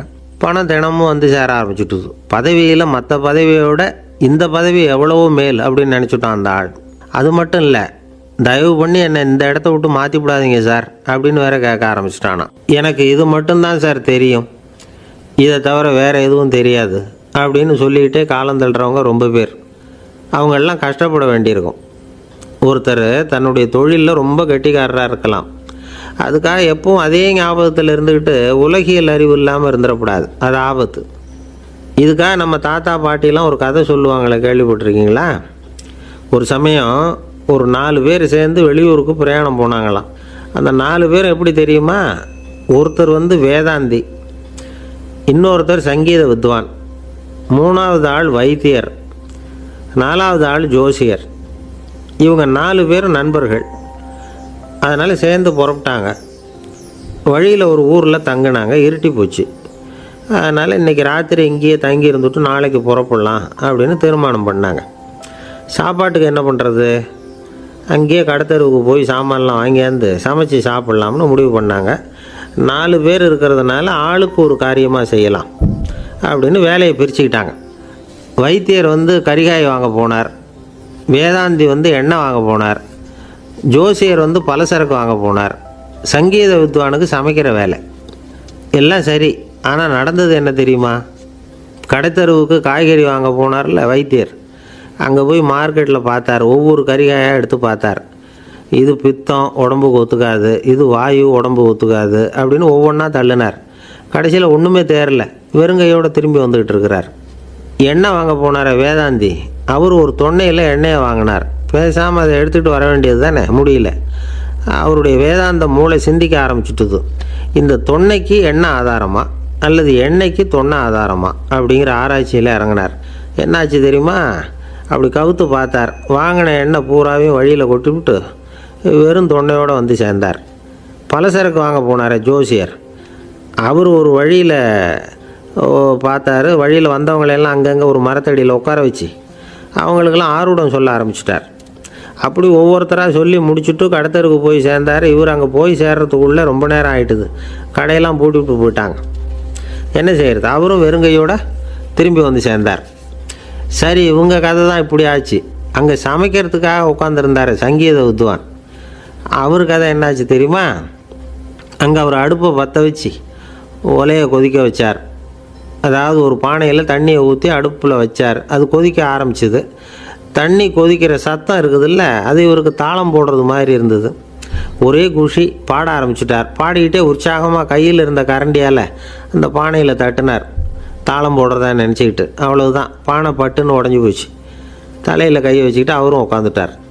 எந்த தொழில் தெரிஞ்சாலும் சரி, அதை புத்திசாலித்தனமாக பயன்படுத்த தெரியலன்னா ஆபத்து தான். அதுக்காக தான் இந்த கதை. ஒரு பஸ்ஸு டிரைவர் ரொம்ப கெட்டிக்காரரு. பஸ்ஸை ரொம்ப திறமையாக ஆபத்து இல்லாமல் ஓட்டினதுக்காக பரிசுலாம் வாங்கினவர். அவரே ஒரு படகு ஓட்டுறதுக்காக அழைச்சிட்டு போயிருக்கிறாங்க, மோட்டார் படகு. அதையும் ரொம்ப திறமையாக தான் ஓட்டிகிட்டு போயிருக்கிறாரு. நடுக்கடலில் போனதும் படகு நின்று போச்சு. மோட்டாரில் ஏதோ கோளாறு. என்ன செய்யலாம் அப்படின்னு அந்த டிரைவரை கேட்டிருக்கிறாங்க படகுல இருந்தவங்கெல்லாம். அப்போ அவர் சொன்னாராம், கவலைப்படாதீங்க, ஒன்றும் பிரச்சனை இல்லை, எல்லோரும் கொஞ்சம் கீழே இறங்கி பின்னாடி தள்ளுங்க, மோட்டார் ஸ்டார்ட் ஆகிடும் அப்படின்னாராம். ஒரு ஊரில் ஒரு இளைஞன் இருந்தான். ஒரு நாள் அவன் ஒரு குருவை தேடிக்கிட்டு புறப்பட்டான். ஊரை விட்டு வெளியில் போனான். போகிற வழியில் ஒரு காடு. அந்த காட்டில் ஒரு மரத்தடியில் ஒரு பெரியவர் உட்காந்துருக்கிறார். அமைதியாக மௌனமாக அவர் அமர்ந்திருக்கிறார். இந்த பெரியவரை விசாரிக்கலாம், குருவை தேடி கண்டுபிடிக்கிறதுக்கு இவர் ஏதாவது ஒரு வழி சொல்லி கொடுப்பார் அப்படின்னு நினச்சிக்கிட்டு அவர் நெருங்கினான். ஐயா, எனக்கு ஒரு குரு தேவை, எங்கே கிடைப்பார்? அவரை எப்படி அடையாளம் கண்டுபிடிக்கிறது? அதை பற்றி ஏதாவது விவரம் சொன்னீங்கன்னா நான் கண்டுபிடிச்சிக்குவேன் அப்படின்ட்டுருக்கான். பெரியவர் நிமிர்ந்து பார்த்தார். தம்பி, அது ரொம்ப சுலபம். அவர் வயசானவராக இருப்பார், என்னை விட சுமார் 30 வயசு அதிகமாக இருக்கும். அவர் ஒரு மரத்தடியில் தான் உட்காந்துருப்பார் அப்படின்ட்டுருக்கான். சரிங்க பெரியவரே, அது என்ன மாதிரியான மரம், எப்படி இருக்கும் அப்படின்னு கேட்டிருக்கான். பெரியவர் அந்த விவரங்களையும் சொல்லியிருக்கிறாரு. அது மட்டும் இல்லை, சந்திக்கிற நாள், நேரம், வினாடி முதற்கொண்டு எல்லா விவரங்களையும் துல்லியமாக சொன்னாராம். இவ்வளவு விவரங்களை இவரால் எப்படி சொல்ல முடியுது அப்படின்னு இவனுக்கு ஆச்சரியம். இருந்தாலும் அந்த பெரியவர் கடைசியாக ஒரு விவரம் சொன்னார். அது என்ன தெரியுமா? எப்படியும் நீ அவரை சந்திக்கிறதுக்கு ஒரு 30 வருஷம் ஆகும் அப்படின்னு சொல்லிவிட்டாராம். ரொம்ப நன்றிங்க பெரியவரே அப்படின்னு சொல்லிவிட்டு அந்த இளைஞன் புறப்பட்டுருக்கான். இப்போ அவனுக்கு குரு பற்றின விவரம் எல்லாம் கிடச்சிட்டுது, சந்திக்கிற நேரமும் தெரிஞ்சுட்டுது. ஆனால் 30 வருஷம் அவரை தேடி அலைய வேண்டியிருக்குமே. அவன் தேட ஆரம்பித்தான். காடு மலை எல்லாம் சுற்றி அலைஞ்சான். பல வருஷங்கள் தேடினான், அழுத்து போயிட்டான். கடைசியில் அவனுக்கும் வயசாகிட்டுது. கடைசியில் தன்னுடைய சொந்த ஊருக்கே திரும்பி போய்கிட்டு இருந்தான். அங்கே ஒரு மரத்தடியில் அவன் தேடிக்கிட்டு இருந்த குருநாதர் கிடைச்சார். யார் அவருன்னா, 30 வருஷத்துக்கு முன்னாடி வழி சொல்லி கொடுத்தாருல அதே பெரியவர். அவருக்கு இப்போ 30 வயசு அதிகமாக இருந்தது. அதே மரம். அன்னைக்கு பெரியவர் சொன்ன அடையாளம் இப்போ பொருத்தமாக இருந்தது. இப்போ அந்த பெரியவர் சொன்னார், சரியாக வந்து சேர்ந்துட்டேன், வா, உனக்காக தான் நான் இவ்வளவு காலமும் காத்துக்கிட்டு இருந்தேன் அப்படின்னாராம். என்ன சொல்கிறீங்கன்னு இருக்கான். 30 வருஷத்துக்கு முன்னாடி என்கிட்ட வந்தியே, அப்போவே என் காலம் வந்து முடிஞ்சு போயிருந்தது. அப்போவே என்ன உனக்கு அடையாளம் தெரியல, அதனால் இவ்வளவு காலம் உனக்காக காத்துட்ருக்கும்படி ஆயிட்டுது அப்படின்னாராம். ஐயா, அப்போவே நீங்கள் சொல்லியிருக்கலாமே, இதுதான் 30 வருஷம் கழித்து நீ சந்திக்க போகிற இடம், நான் தான் உன்னுடைய குரு அப்படின்னு சொல்லியிருக்கலாமே அப்படின்ட்டுருக்கான். அந்த பெரியவர் சிரிச்சுக்கிட்டே இதுக்கு பதில் சொன்னாராம். நான் எவ்வளவோ விவரமாக தான் சொன்னேன், நீ சரியாக புரிஞ்சிக்கல. காரணம், அப்போது நீ போதுமான அளவுக்கு பக்குவம் பெற்றிருக்கவில்லை, அதனால் புரியும் சக்தி இல்லாமல் போயிட்டுதப்போ 30 ஆண்டு காலம் நீ அலைஞ்சி தெரிஞ்சிருக்கிற, அது காரணமாக இப்போ உனக்கு அந்த பக்குவம் வந்துட்டுது, அதனால தான் அடையாளம் காண முடிஞ்சுது, நானே உன்னுடைய குரு அப்படின்னாராம். இதிலேருந்து என்ன தெரியுதுன்னா, ஆன்மீகத்தில் மாணவனாக சேர்றதுக்கு கூட ஒரு பக்குவத்தன்மை தேவைப்படுது. ஒரு பெரிய ஞானி, அவர்கிட்ட சீடனாக இருக்க ஒருத்தன் வந்தான், எதிரில் நின்னான். ஞானி அவனை வெகு நேரம் உற்று பார்த்தார். அப்புறம் சொன்னார், சீடனாக இருக்கிறது ரொம்ப சிரமம்னார். நான் தயாராக இருக்கிறேன்னா. அது இன்னமும் சிரமமாச்சே, இங்கே வந்து குருவாக இருக்கிறது மட்டுமே சுலபம் அப்படின்னாராம். அப்படின்னா நான் குருவாகவே ஆயிடுறேன் அப்படின்னானா. இது போலவே இந்த காலத்தில் கதை ஒன்று உண்டு. ஒரு பள்ளிக்கூடத்தில் வகுப்பு ஆசிரியர் மாணவனை திட்டிக்கிட்டு இருந்தார். டேய், நீ 100க்கு 10 மார்க்கு தான் வாங்கிக்கிட்டு இருக்க, இவ்வளவு மோசமாக நீ படித்தா கடைசியில் மாடு மேய்க்கிறது கூட லாய்க்கு இல்லாதவனா ஆகிடுவேன், அதுக்கப்புறம் என்ன செய்ய போகிறேன் அப்படின்னாராம். பையன் தலையை சொரிஞ்சிக்கிட்டே சொன்னானா, சார் அப்படின்னா ஒன்று செய்கிறேன் அப்படின்னானா. இவர் கேட்டிருக்கார், என்ன செய்ய போகிறேன்னு. வேறு என்ன சார், உங்களை மாதிரி ஒரு ஆசிரியர் ஆகிடுறேன் அப்படின்னானா. இமயமலை அடிவாரத்தில் ஒரு மடம், அங்கே ஒரு சன்னியாசி இருந்தார். அவர்கிட்ட ஒருத்தர் வந்தார். சுவாமி, ஆசையை உதற நினைக்கிறேன், முடியல, ஒட்டிக்கிட்டே வருது அப்படின்னாராம். இப்படி உட்கார, ஒரு கதை சொல்கிறேன் அப்படின்னு சொல்லி அவர் சொல்ல ஆரம்பித்தாராம். அவர் சொன்ன கதை என்னென்னா, ஒரு ஊரில் ஒரு ஆள் இருந்தான். அவன் பேர் குப்புசாமி. அவன்கிட்ட எப்பவும் ஒரு பழைய தொப்பி இருக்கும், விடவே மாட்டான். அதனால் அவனை எல்லோரும் தொப்பி சாமி அப்படின்னு தான் கூப்பிடுறது வழக்கம். ஒரு புது தொப்பி வாங்கிக்கப்படாதாப்பா அப்படின்னு நண்பர்கள்லாம் சொல்லி பார்த்தாங்க. பணத்துக்கு எங்கே போவேன் அப்படின்னு விட்டானான். பணம் வச்சுருக்கான், செலவு பண்ண மனசு வரல, மகா கஞ்சன். பழைய பாட்டில்கள்லாம் வாங்கி விற்றுக்கிட்டு இருந்தான்.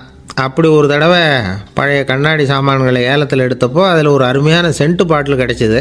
உடனே ஒரு ஐடியா பண்ணான். அந்த சென்ட்டை வந்து சின்ன சின்ன பாட்டில்களில் அடைச்சி ஜன்னல் ஓரமாக அடுக்கி வச்சுட்டான். அதை விற்றா நிறைய பணம் கிடைக்குமே, அதனால். இதுக்கு இடையில் ஒரு நாள் அவன் வந்து அப்படியே உட்காந்துருந்தான். அந்த நேரம் நண்பன் வந்தான். ஏண்டா, உன் பழைய தொப்பியை மாற்றப்படாதா, ஊரில் எல்லோரும் கேலி பேசுகிறாங்களே ஒன்று தொப்பி சாமின்னு அப்படின்னு சொல்லி கேட்டிருக்கான். இந்த சென்ட்டு பாட்டில் விற்றதும் பணம் வரும், அதுக்கப்புறம் பார்க்கலாம் அப்படின்னு நானா. இவன் சரி வா, நீச்சல் குளத்துக்கு போயிட்டு வருவோம் அப்படின்னு கூப்பிட்ருக்கான் நண்பன். 2 பேரும் போனாங்க. அதே நேரம் அந்த ஊர் நீதிபதியும் அங்கே குளிக்க வந்தாராம். அவர்கிட்ட இருந்தது விலை வசந்த ஒரு புது தொப்பி. அதை அங்கே இருந்த ஸ்டாண்டில் மாட்டிவிட்டு குளிக்க போனார். இதுக்கிடையில் குப்புசாமி குளிச்சுட்டு வந்தான். அவனுடைய பழைய தொப்பியை காணலை. அந்த புது தொப்பியை பார்த்தா இது நண்பனுடைய வேலை தான் அப்படிங்கிறதாக புரிஞ்சுக்கிட்டு அதை எடுத்து மாட்டிகிட்டு வந்துட்டான். நீதிபதி குளிச்சுட்டு வந்து பார்க்குறாரு, தொப்பியை காணும். போலீஸில் புகார் கொடுத்தார். அவங்க வந்து தேடினாங்க. ஒரு மூலையில் பழைய தொப்பி கிடச்சிது. அடடா, இது நம்ம குப்புசாமியோட தொப்பி இல்லையா அப்படின்னு நானா ஒருத்தன். உடனே அவன் வீட்டுக்கு தேடிட்டு போயிருக்காங்க. அங்கே போய் பார்த்தா புது தொப்பி அங்கே இருக்குது. உடனே அவனுக்கு 1000 ரூபா அபராதம் போட்டாங்களாம். அவன் பணத்தை கட்டிவிட்டு ரொம்ப எரிச்சலோடு வீட்டுக்கு வந்தான். பழைய தொப்பி கண்ணில் பட்டுது. மறுபடியும், உன்னால் தானே எனக்கு 1000 ரூபா நஷ்டம் அப்படின்னு சொல்லி அதை எடுத்துக்கிட்டு அப்படி போயிருக்கான். அந்த ஊர் குளத்தில் வீசி எரிஞ்சிட்டு வந்துட்டான். அது மீன் பிடிக்கிற ஒருத்தன் கையில் சிக்கிச்சு. அவன் வர்ற வழியில் அதை எடுத்து வேகமாக வீசி எறிஞ்சான். அது நேராக குப்புசாமி வீட்டு ஜன்னல் வழியாக உள்ளே வந்து இந்த சென்ட்டு பாட்டில்கள் மேலே விழுந்து எல்லாம் உடஞ்சி நொறுங்கி போச்சு. குப்புசாமி பார்த்தான். தோட்டத்தில் ஆழமாக ஒரு குழியை வெட்டினான். அந்த தொப்பியை போட்டான், மூடிவிட்டான். இதை அடுத்த வீட்டுக்காரன் பார்த்தான். ஏதோ புதையல் தான் வச்சுருக்கான் போல இருக்குன்னு நினச்சான். போலீஸில் போய் புகார் கொடுத்துட்டான். மறுபடியும் போலீஸ் குழியை தோண்டினாங்க. பழைய தொப்பி மறுபடியும் வெளியில் வந்தது. எல்லோரும் சிரிக்கிறாங்க. அன்னைக்கு ராத்திரியே அந்த தொப்பியை எடுத்துக்கிட்டு நேராக புறப்பட்டான். ஒரு கல்லில் அதை சேர்த்து கட்டி குடிநீர் தொட்டி இருக்கும்ல, அதில் போட்டுட்டு வந்துட்டான். இனிமேல் என்ன பண்ணும் பார்ப்போன்னு. ஒரு நாள் திடீர்னு குழாயெல்லாம் அடைப்பட்டு போச்சு. மாநகராட்சி அலுவலர்கள் வந்து என்னன்னு பார்த்தா அந்த பழைய தொப்பி குழாயை அடைச்சிக்கிட்டு இருக்குது. இது குப்புசாமியோட தொப்பிங்கிறது தான் எல்லாருக்கும் தெரியுமே. உடனே குடிநீரை வந்து பாழாக்கணத்துக்காக குப்புசாமிக்கு கோர்ட்டு 2500 ரூபா அபராதம் போட்டுவிட்டுது. அதையும் கட்டிவிட்டு வெளில வந்தான். கடைசியாக முடிவு பண்ணான். ஒரு நெருப்பு குச்சியை கிழிச்சான். தொப்பியை கொளுத்தினான். எரிஞ்சுது. எடுத்து வெளில எரிஞ்சான். கொஞ்ச நேரத்தில் தீ அணைப்பு படம் வந்துட்டுது. ஆமாம், இவன் எடுத்து எறிஞ்சது வெளியில் விழுந்து வீட்டு கூரையே பற்றிக்கிட்டு எரிய ஆரம்பிச்சுட்டுது. அவனோட பணத்தாசையும் அதோடு சேர்ந்து எரிஞ்சு போச்சான். இப்படி ஒரு கதை. இந்த கதையை சொல்லி முடித்தார் அந்த இமயமலை அடிவாரத்தில் இருந்த சன்னியாசி. இப்போ அந்த குப்புசாமி எங்கே இருக்கிறான்னு கேட்டார் எதிரில் இருந்தவர். இதோ உன் எதிரிலே இருக்கிறான், நான் தான் அந்த குப்புசாமி அப்படின்னாரான் அந்த சன்னியாசி. அந்த குப்புசாமி கிட்ட இருந்தது மாதிரி ஒரு பழைய தொப்பி நம்ம ஒவ்வொருத்தர்கிட்டையும் உண்டு. அதை எப்படி தொலைக்கிறதுன்னு தெரியாமல் தடுமாறிக்கிட்டு இருக்கிறோம். அது என்ன தொப்பிங்கிறீங்களா? அதுதான் நம்மை சூழ்ந்திருக்கிற மாயை அப்படிங்கிறார் சுவாமி சின்மயானந்தர். மெய்ஞானம் கிடைக்கிறப்போ மாயை எரிஞ்சு போகும் அப்படிங்கிறது அவருடைய கருத்து. நம்மால் ஒருத்தர் வேகமாக ஓடி வந்தார். காலில் மாட்டியிருந்த பழைய செருப்பு ரெண்டையும் ஆவேசமாக தூக்கி ஒரு கிணத்துல போட்டுட்டு வெறுங்காலோடு நடந்து வந்துக்கிட்டு இருக்கிறார். ஏன் அப்படி பண்ணீங்க அப்படின்னு கேட்டோம். அந்த செருப்புக்கு சொந்தக்காரன் பின்னாடி வந்துக்கிட்டு இருக்கிறான், அதனால் அப்படி பண்ணேன் அப்படிங்கிறார் இவர். காசியில் இருக்கிற கடவுள் காசி விஸ்வநாதர், அங்கே இருக்கிற தேவி காசி விசாலாட்சி. இவங்க ரெண்டு பேரும் ஒரு நாள் பேசிக்கிட்டு இருந்தப்போ கடவுள் சொன்னார், இந்த மனிதர்களை நாம் ரொம்பவும் நம்பிக்கையோடு தான் படைச்சிருக்கிறோம், இருந்தாலும் அவங்களுக்கு தான் நம்பிக்கை இல்லை, எதுலேயும் ஒரு உண்மையான நம்பிக்கை இல்லாமல் வாழ்ந்துக்கிட்டு இருக்கிறாங்க அப்படின்னார். என்ன அப்படி சொல்கிறீங்க? அதை பாருங்கள், எவ்வளவு பேர் காசியை தேடிட்டு கங்கையில் குளிச்சுக்கிட்டு இருக்கிறாங்க. அவங்களெலாம் நம்பிக்கை இல்லைன்னா இவ்வளவு தூரம் தேடிட்டு இங்கே குளிப்பாங்களா அப்படின்னு நாங்கள் தேவி. சரி, அதை சோதித்து பார்க்கலாம் அப்படின்னு ரெண்டு பேரும் முடிவு பண்ணிக்கிட்டாங்க. உடனே ஒரு திட்டம் போட்டாங்க. அது எப்படின்னா, நாம் ரெண்டு பேருமே பக்தர்கள் மாதிரி உருவத்தை மாற்றிக்கிட்டு கங்கை கரைக்கு போக வேண்டியது. நான் கங்கையில் இறங்கி குளிக்கிறேன். கொஞ்ச நேரத்தில் சுழலில் மாட்டிக்கிட்டது மாதிரி நடிக்கிறேன். நீ உடனே கரையிலிருந்து சத்தம் போடும், என்னோடய வீட்டுக்காரரை யாராவது காப்பாற்றுங்களேன்னு சத்தம் போடும். அதோடு இன்னொன்று சொல்லு, யாராவது ஒரு புண்ணிய ஆத்மா அவர்கிட்ட போய் அவருடைய முடியை பிடிச்சி இழுக்கணும். அப்படி ஒரு சாபம் இருக்குது எங்களுக்கு. புண்ணிய ஆத்மா, அதாவது எந்த பாவமும் செய்யாத இல்லாத ஒருத்தர் தான் அவரை காப்பாற்ற முடியும். அப்படிப்பட்டவங்க யாராவது வெள்ளத்தில் குதித்து என்னுடைய கணவரை காப்பாற்றுங்கோ அப்படின்னு நீ சத்தம் போடு, கூச்சல் போடு, என்ன நடக்குதுன்னு பார்க்கலாம் அப்படின்னார் கடவுள். சரின்னு சொல்லி ரெண்டு பேருமா சாதாரண பக்தர்கள் மாதிரி கங்கை கரைக்கு சேர்ந்தாங்க. அவர் இறங்கி குளித்தார். திட்டம் போட்டது மாதிரியே சுழலில் மாட்டிக்கிட்டது மாதிரி கத்துனார். கரையில் இருந்த அந்த அம்மா, ஐயோ என் கணவரை காப்பாற்றுங்களேன், யாராவது காப்பாற்றுங்களேன்னு கத்துனாங்க. பல பேர் ஓடி வந்தாங்க. உடனே இவங்க, பாவம் இல்லாத புண்ணிய ஆத்மா ஒருத்தரால் தான் என்னுடைய கணவர் காப்பாற்றப்படணுங்கிறது விதி, அப்படி ஒரு சாபம் இருக்குது, அதனால் புண்ணிய ஆத்மா யாராவது அவர்கிட்ட போய் அவர் முடியை பிடிச்சி தூக்குனா அவரை காப்பாற்றி போடலாம் அப்படின்னாங்க. இவங்க இப்படி சொன்னதும் எல்லாரும் திகைச்சு போய் நின்றுட்டாங்க. ஒவ்வொருத்தருக்கும் அவங்க செஞ்ச பாவம்லாம் ஒவ்வொன்றா ஞாபகத்துக்கு வர ஆரம்பிச்சுட்டுது. சரி, இதுக்கு நாம லாயக்கு இல்லை அப்படின்னு சொல்லி ஒதுங்கி போக ஆரம்பிச்சிட்டாங்க எல்லாம். இந்த சமயத்தில் யாரோ ஒருத்தர் வேகமாக ஓடி வந்தார். ஆற்றுல குதிச்சார். அவர்கிட்ட போனார், முடியை பிடிச்சார், தூக்குனார், அவரை காப்பாற்றி கரைக்கு கொண்டுட்டு வந்துட்டார். அப்படி காப்பாற்றின அந்த ஆளை இவங்க ரெண்டு பேரும் தனியாக கூப்பிட்டுக்கிட்டு ஒரு மண்டபத்துக்கு வந்துட்டாங்க. விசாரிக்கிறாங்க. நீ யாரப்பா அப்படின்னு கேட்குறாங்க. ஏதும் தெரியாத மாதிரி. நான் இந்த ஊர் அன்ன சத்திரத்தில் வேலை செய்கிற ஒரு சமையல்காரன் அப்படிங்கிறார். நீ கங்கையில் குளிக்கிறது உண்டான்னு கேட்டிருக்காங்க. நான் இந்த ஊர்லேயே தான் இருக்கிறேன், இருந்தாலும் தினமும் கங்கையில் குளிக்கிறதில்ல, எப்போவாவது ஒரு நாள் அங்கே குளிப்பேன் அப்படின்னார். கங்கையில் மூழ்கி எழுந்திரிச்சா பாவம்லாம் தொலையும்னு சொல்கிறாங்க. அப்படி இருக்கிறப்போ அங்கே இன்றைக்கி கங்கையில் குளிச்சுக்கிட்டு இருக்கிறவங்கெல்லாம் தங்களை புண்ணிய ஆத்மாவா நினைக்கல. கங்கையில் குளிக்காத நீ உன்னை புண்ணிய ஆத்மாவா நினச்சி என்னை காப்பாற்ற வந்திருக்கிற, அது எப்படி அப்படின்னு கேட்டார். அதுக்கு அந்த ஆள் சொல்கிறான், கங்கையில் குதித்ததுக்கு அப்புறம் தானே உங்களை காப்பாற்ற போகிறோம். அப்படி குதிக்கும் பொழுது என்னுடைய பாவம்லாம் போயிருக்கும்ல, நான் புண்ணிய ஆத்மாவாக ஆயிருப்பேனே, அதனால தான் துணிஞ்சு உங்களை காப்பாற்றினேன் அப்படின்னா. கடவுளும் தேவியும் அவனுக்கு காட்சி கொடுத்தாங்களாம். இப்படி ஒரு கதை உண்டு. அதாவது கங்கையில் குளிச்சுக்கிட்டு இருக்கிறவங்களுக்கே தங்களுடைய பாவம் போகுங்கிற நம்பிக்கை பரிபூர்ணமாக இல்லை. குளிக்காத ஒருத்தனுக்கு அந்த நம்பிக்கை இருந்தது. அதனால் அவனால் கடவுளை பார்க்க முடிஞ்சது. கடவுளை நாமளும் பார்க்க முடியுமா முடியாதா அப்படிங்கிற குழப்பம்லாம் நமக்கு வேண்டியதில்லை. நம்பிக்கையோடு வாழணுங்கிற உண்மையை மட்டும் இந்த கதையிலேருந்து புரிஞ்சுக்கிட்டா போதும். ஏன்னா இந்த கதையை கேட்டுட்டு ஒரு நண்பன் குதர்க்கமாக ஒரு கேள்வி கேட்டான். ஏன் சார், கங்கையில் குளித்தா பாவம் போயிடும்னு சொல்கிறீங்களே, நான் எனக்கு வேண்டாத ஒருத்தனை அழைச்சிட்டு போய் கங்கையிலேயே தள்ளி விட்டுட்டு அதுக்கப்புறம் அங்கேயே முழுக்க போட்டுட்டு நான் செஞ்ச பாவத்தை அதுலேயே கழுவி விட்டுட்டு மறுபடியும் உங்ககிட்ட வந்துடுறேன்னு வச்சுக்கோங்க, நீங்கள் என்னை புண்ணிய ஆத்மான்னு ஏற்றுக்குவீங்களா அப்படிங்கிறான். ஆள் கொஞ்சம் ஆசைந்தான், நம்மளே அங்கே அழைச்சிட்டு போனாலும் போயிடுவான். வாழ்க்கையில் சில சந்தர்ப்பங்களில் நாம் சில அவமானங்களை சந்திச்சே தீர வேண்டியிருக்கு. என்ன பண்ணுறது, காலம் அப்படி. அவமானப்படுறவங்க உடனே அடங்கி போயிடுறது தான் உலக வழக்கம். அவமானப்பட்டால் உடனே சீறி எழறவங்களும் உண்டு. ஆனால் அதையே ஒரு சவாலாக எடுத்துக்கிட்டு முன்னுக்கு வர்றவங்களும் சில பேர் இருக்கிறாங்க. அவங்க ரொம்ப அபூர்வம். இன்றைக்கி மனோதத்துவ நிபுணர்கள்லாம் என்ன சொல்கிறாங்க தெரியுமா? அவமானப்பட்டுட்டா உடனே அடங்கி போயிடக்கூடாதான். அதையே ஒரு சவாலாக எடுத்துக்கிட்டு மனசில் ஒரு வைராக்கியத்தோடு முயற்சி பண்ணினா வாழ்க்கையில் எல்லாரும் முன்னேறலாமா. அவமானங்கிறத நாம் வைராக்கியமாக மாற்றிக்கணும். அதுதான் வெற்றிக்கு வழி. ராமர் இந்த பூமியில் பிறந்ததே ஒரு வைராக்கியத்தினால தான் சார் அப்படின்னார் ஒருத்தர். எப்படிங்க அது அப்படின்னு கேட்டேன்.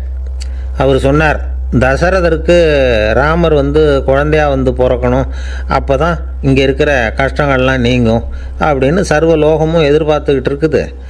ஆனால் அவர் எப்போ பிறப்பார் அப்படின்னு யாருக்கும் தெரியல. அந்த காரியம் சீக்கிரம் நடக்கணுமே, அதுக்கு என்ன பண்ணுறது? நாரதர் வந்தார் ஒரு நாள் தசரதரை தேடி. தசரதா, உனக்கு ஒரு செய்தி தெரியுமான்னு ஆரம்பித்தார். அவர் எப்பவும் இப்படித்தானே ஆரம்பிக்கிறது வழக்கம். என்ன விஷயம்னு கேட்டார் தசரதர். தசரதா, நீ அடிக்கடி உன்னோட தேரில் ஏறிக்கிட்டு தேவலோகத்துக்கு போகிற, அங்கே போகிற வர்ற எல்லாம் பண்ணிகிட்ருக்க, எல்லாம் சரி. தேவலோகத்துலேயும் உன்னை நல்லபடியாக தான் வரவேற்கிறாங்க. தேவேந்திரன் உன்னை பிரியமாக அழைச்சிட்டு போய் தன்னுடைய அரியாசனத்திலேயே தனக்கு பக்கத்திலேயே உட்கார வைக்கிறான். நீயும் சந்தோஷமாக உட்காந்து பேசிவிட்டு வந்துடுற. ஆனால் நீ இங்கே வந்ததுக்கு அப்புறம் அங்கே என்ன நடக்குது தெரியுமா உனக்கு அப்படின்னாரான் நாரதர். என்ன நடக்குது எனக்கு ஒன்றும் தெரியலையே அப்படின்னாரான் தசரதர். நாரதர்கிட்ட கிட்டத்தில் கேட்டிருக்கார், கொஞ்சம் சொல்லுங்கள் என்னது அப்படின்னு. அவர் நெருங்கி வந்தாராம் நாரதரும்.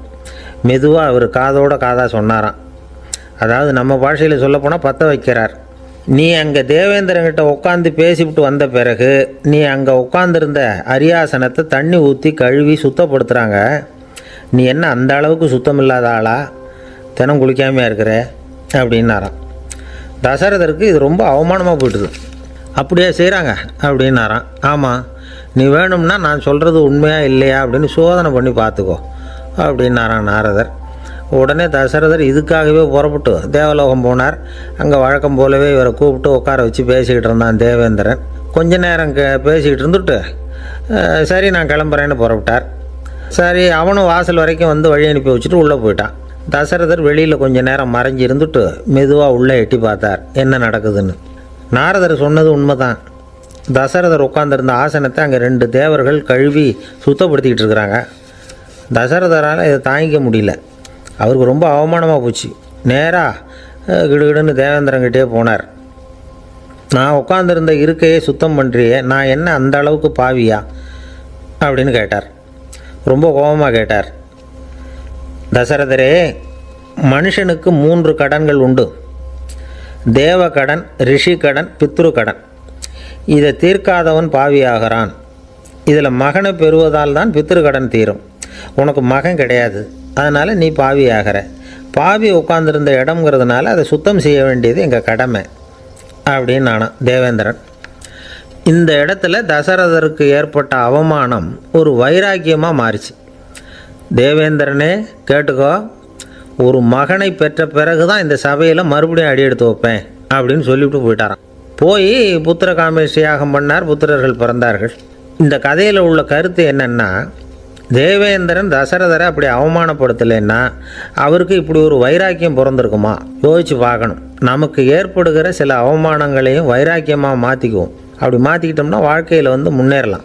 நம்ம ஆளுங்க சில பேர் அவமானத்தை வைராக்கியமாக மாற்றிக்கிறது எப்படி தெரியுமா? நம்மக்கிட்ட ஒரு பையன் சொன்னான், எங்கள் அப்பா என்னை எல்லாருக்கும் முன்னாடி வச்சு திட்டிவிட்டார், பொறுப்பு இல்லாமல் ஊர் சுற்றுறேன்னு சொல்லி அவமானப்படுத்தி விட்டார். இனிமேல் நீ என் முகத்திலேயே முழிக்காதரா போடான்னு வேற சொல்லிவிட்டார். எனக்கு ரோஷம் வந்துட்டுது. அந்த அவமானத்தை வைராக்கியமாக மாற்றிக்கிட்டேன்.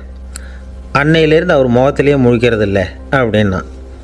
அப்படியான்னு கேட்டோம். ஆமாங்க, அவர் வீட்டில் இல்லாத நேரமாக பார்த்து உள்ள சமையல் கட்டுக்கு போய் சாப்பிட்டுட்டு நைஸாக வெளியில் வந்துடுவேன் அப்படிங்கிறான் அவன். ஜவஹர்லால் நேரு பிரதமராக இருந்த சமயம் அவர் ஒரு தடவை சென்னைக்கு வந்திருக்கிறார். இங்கே சில முக்கிய நிகழ்ச்சிகளில் கலந்துக்கிறதுக்காக வந்திருந்தார். ஆளுநர் மாளிகையில் ஒரு நாள் ராத்திரி தங்கி மறுநாள் புதுடெல்லி புறப்படுறதாக ஏற்பாடு. நிகழ்ச்சியிலெல்லாம் முடிச்சுக்கிட்டு ஆளுநர் மாளிகையில் தங்கியிருக்கிறார். அன்றைக்கு இரவு படிக்கிறதுக்கு ஒரு முக்கியமான புத்தகம் அவருக்கு தேவைப்பட்டது. அந்த சமயத்தில் உலக அளவில் ஒரு முக்கியமான பொருளாதாரம் சம்பந்தமான ஒரு புத்தகம் வெளியாகி இருக்கிற விஷயம் அவருக்கு தெரியும். அந்த புத்தகம் மெட்ராஸுக்கு வந்திருக்குமா, அது இங்கே கிடைக்குமா அப்படின்னு விசாரிச்சிருக்கிறார் நேருஜி. அவர் இப்படி கேட்ட உடனே அங்கே இருந்தவங்கெல்லாம் ரொம்ப பரபரப்பாக செயல்பட ஆரம்பிச்சுட்டாங்க. முக்கியமான இடங்கள்ல எல்லாம் விசாரிச்சிருக்கிறாங்க அந்த புத்தகம் உங்ககிட்ட இருக்கான்னு. சென்னையில் உள்ள கன்னிமாரா நூல் நிலையத்துக்கு எப்படியும் அந்த புத்தகம் வந்திருக்கணும் அப்படின்னு ஒரு நம்பிக்கை. அங்கே விசாரித்தாங்க. அந்த புத்தகம் 2 நாளைக்கு முன்னாடி தான் அங்கே வந்திருக்குது அப்படிங்கிற விஷயம் தெரிஞ்சுது. உடனே எல்லோரும் அங்கே ஓடினாங்க. அவங்களுக்கு இன்னொரு சந்தேகம், புத்தகம் வந்திருக்கு சரி, அது இந்த சமயத்தில் வேறு யாரும் படிக்கிறதுக்கு எடுத்துகிட்டு போயிருக்கக்கூடாதே அப்படிங்கிற சந்தேகம் இருந்தாலும் மனசுக்குள்ளே ஒரு தைரியம். இப்படி ஒரு புத்தகம் வெளிவந்திருக்கிற விஷயமே நேருஜி சொல்லி தான் நமக்கே தெரியும். அதுவும் இல்லாமல் உலக பொருளாதாரம் சம்பந்தமான ஏதோ ஒரு புத்தகம் அது. அதை போய் இந்த நேரத்தில் அவ்வளவு ஆர்வமாக யார் எடுத்துகிட்டு போயிட போகிறாங்க அப்படிங்கிற தைரியம். இந்த தைரியத்தோடு அந்த நூல் நிலையத்துக்கு ஓடினாங்க. புத்தகத்தை தேடினா அது கிடைக்கல. யாரோ எடுத்துகிட்டு போயிருக்கிறாங்க. நேருவுக்கு மட்டுமே தெரிஞ்சிருந்த அந்த புத்தகம் பற்றின விஷயம் சென்னையில் வேற ஒருத்தருக்கும் தெரிஞ்சிருக்குது.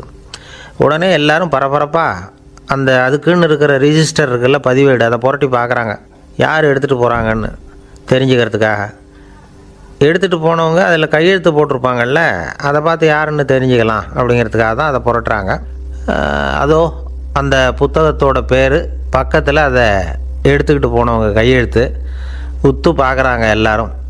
அதில் போட்டிருக்குது பேர் CN அண்ணாதுரை அப்படின்னு எழுதியிருந்தது. அவர் தான் பேரறிஞர் அண்ணா. நேரு படிக்க விரும்பின ஒரு புத்தகத்தை அதே நேரம் படிக்க விரும்பின இன்னொரு தலைவர் இவர். படிக்கிறதுல அவருக்கு இருந்த ஆர்வத்தை நாம் தெரிஞ்சுக்கணும்னா அதுக்கு எவ்வளவோ சம்பவங்கள் இருக்குது. கடைசி காலத்தில் அவர் அடையாறு மருத்துவமனையில் படுத்திருக்கிறார். அவருக்கு ஒரு முக்கியமான அறுவை சிகிச்சை செய்ய வேண்டியிருக்குது அவசரமாக. அமெரிக்காவிலேருந்து டாக்டர் மில்லர் வந்திருக்கிறார். அவர்கிட்ட கேட்குறார், டாக்டர் நாளைக்கே அறுவை சிகிச்சை செய்ய போகிறீங்களா அப்படின்னு. ஆமாங்கிறார் டாக்டர் மில்லர். நாளைக்கு மறுநாள் செஞ்சுக்கிறேனே அப்படின்னாரான் அண்ணா. ஏன் ஏதாவது நாள் பார்க்குறீங்களான்னு கேட்டிருக்கார். இல்லை, ஒரு புத்தகத்தை படிச்சுக்கிட்டு இருக்கிறேன், அதை நாளைக்குள்ளே முடிச்சிருவேன், அதுக்கப்புறம் நான் இறந்தாலும் கவலை இல்லை அப்படின்னாரான் இவர். அவர் தான் அறிஞர் அண்ணா. சங்ககால நூல்கள்லேருந்து சமீபத்தில் வந்த நூல்கள் வரைக்கும் எல்லாம் அவர் படிச்சிருக்கிறார். ஒரு திருமண விழாவில் அவர் பேசும்பொழுது சொன்ன விஷயம் இது. சங்க காலத்தில் காதலியை மணக்க விரும்புகிறவனுக்கு அவனுடைய தந்தை வீர சோதனைகள்லாம் வைப்பார். போய் புலிப்பல் கொண்டுக்கிட்டு வா, அப்போ தான் என் பொண்ணை கொடுப்பேன் அப்படின்னு சொல்லுவார். காதலன் உடனே காட்டுக்கு போவான், ஒரு புலியை கொன்று அதனுடைய பல்லை கொண்டுக்கிட்டு வருவான். அதை வீர பதக்கத்தில் பதிச்சு அவனுக்கு மாமனார் சூட்டுவார் கல்யாண சமயத்தில். இப்போலாம் காதலன் கிட்ட அப்படி சொல்ல முடியாது. இப்போலாம் காதலன்கிட்ட காட்டுக்கு போய் புலிப்பல் கொண்டுக்கிட்டு வான்னு யாராவது சொன்னால் புலி தான் மாப்பிள்ளையாக வந்து சேரும் அப்படின்னார். ஒரு கடைக்கு போனேன், 5 ரூபா பணத்தை எடுத்து கொடுத்தேன். ஒரு தினசரி பத்திரிகையை கேட்டேன். அவர் உடனே அங்கே அடுக்கி வச்சுருந்த பத்திரிகையில் ஒன்று எடுத்து என் கையில் கொடுத்தார். வாங்கிக்கிட்டேன். மீதி பணத்தை எடுத்தார். அதையும் என் கையில் கொடுக்கணும்ல, கொடுக்கல. எதிரில் இருந்த பலகையில் வச்சு எடுத்துக்க சொன்னார். எப்பவும் அவர் அப்படி தான் பண்ணுவார். நானும் எடுத்துக்கிட்டு வந்துடுவேன். இவர் ஏன் இப்படி பண்ணுறாருங்கிறது எனக்கு ரொம்ப நாளாக ஒரு சந்தேகம். ஒரு நாள் அவர்கிட்டே இதை கேட்டுவிட்டேன். ஏங்க, நீங்கள் உங்கள் கடைக்கு வந்து பொருள்கள் வாங்குறவங்களுக்கு நீங்கள் பாக்கி சில்லறையை கொடுக்குறப்போ பலகையில் வச்சு விட்றீங்க, கையில் கொடுக்க மாட்டேங்கிறீங்களே, ஏன் அப்படின்னு கேட்டேன். காசை கையில் கொடுத்தா நம்மக்கிட்ட இருக்கிற லட்சுமி போயிடுவா சார் அப்படின்னார். அதாவது பணம் செலவாயிடும் அப்படின்னு அர்த்தமா. இன்னொரு நண்பர், அவர் ஒரு நாள் வழக்கத்துக்கு மாறாக ரொம்ப சோகமாக உட்காந்துருக்கிறார். ஏங்க என்னாச்சு, ஏன் இப்படி கப்பலே கவிழ்ந்தது மாதிரி உட்காந்துருக்குறீங்க அப்படின்னு கேட்டேன். கப்பலே கவிழ்ந்திருந்தா கூட நான் இப்படி கவலைப்பட மாட்டேன் சார், வேறு ஒன்று நடந்து போச்சுன்னார். என்னன்னு கேட்டேன். என் உச்சந்தலையில் பல்லி ஒன்று விழுந்துட்டுதுன்னார். அதுக்காகவா இப்படி அப்படின்னு ஆச்சரியப்பட்டேன். ஆமாங்க, பள்ளி உச்சந்தலையில் விழுந்தால் பலன் என்னன்னு பஞ்சாங்கத்தில் பார்த்தேன், மரணம்னு போட்டிருக்கு அப்படின்னு சொல்லிவிட்டு அவர் தொடர்ந்து கவலைப்பட ஆரம்பிச்சிட்டார். இப்படியும் ஒருத்தர், என் கூட வேலை பார்க்குற ஒருத்தர் எப்படி தெரியுமா, தினமும் வலது காலை வச்சு தான் ஆஃபீஸுக்கு உள்ளே நுழைவார். என்னைக்காவது தவறுதலாக இடது காலை வச்சு உள்ளே வந்துட்டார்னா அன்னைக்கு பூரா மனசு சங்கடப்படுவார், எந்த வேலையும் சரியாக ஓடாது. கேரம் போர்டு ஆடுற ஒருத்தர் எப்போ ஆட உட்காந்தாலும் ஸ்ட்ரைக்கரை கை தவறி கீழே விழுற மாதிரி பண்ணி அதுக்கப்புறம் அதை எடுத்துக்கிட்டு ஆட உட்காருவார். ஏன்னா எப்போவும் ஒரு தடவை நிஜமாகவே அது கை தவறி கீழே விழுந்திருக்குது.